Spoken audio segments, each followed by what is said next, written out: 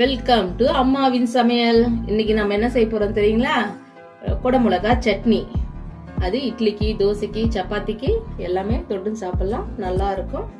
அதுக்கு தேவையான பொருட்கள் குடமிளகா, வெங்காயம், தக்காளி, தேங்காய், உளுத்தம்பருப்பு கொஞ்சம் ஒரு 2 ஸ்பூனு, கடலைப்பருப்பு 2 ஸ்பூனு, காஞ்ச மிளகா தேவையான அளவு, உங்க காரத்துக்கு தேவையான அளவுக்கு நீங்க போட்டுங்க. கொஞ்சமா இஞ்சி, ஒரு 4-5 சின்ன சின்ன பல்லா இருந்தா 5 பல்லு வைங்க. பூண்டு இல்லை அப்படின்னா 2 பல்லு வைங்க. இல்லைன்னா நிறைய பூண்டு வச்சிட்டிங்கன்னா குடமிளகா வாசனை போயிடும். அதனால ஊற வச்ச புளி, தேவையான அளவு உப்பு, 2 ஸ்பூன் எண்ணெய்,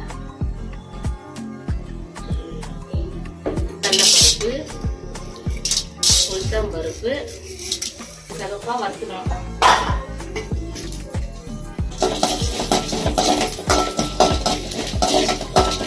வரலப்பாடு, இஞ்சி, பூண்டு, காஞ்ச மிளகா,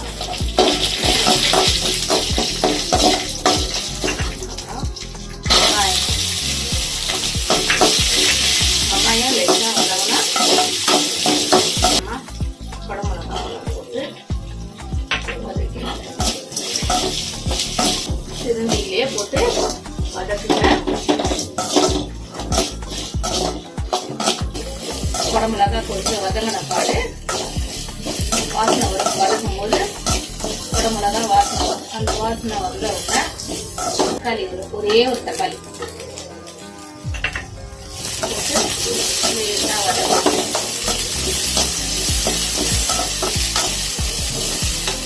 தேங்காயையும் கூட சேர்த்து வதக்கணும். அப்புறமா ஊற வச்ச புளி வதங்கினோட ஆஃப் பண்ணிக்கணும். ஆஃப் பண்ணோட உப்பு போட்டு ஆரணப்பாடு உப்பு போட்டு மிக்சியில் போட்டு நைஸாக அரைச்சிக்கணும்.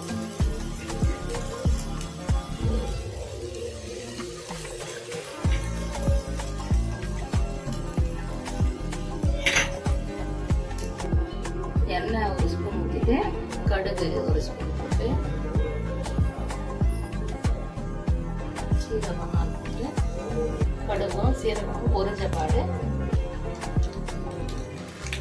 கருவேப்பிலை போட்டு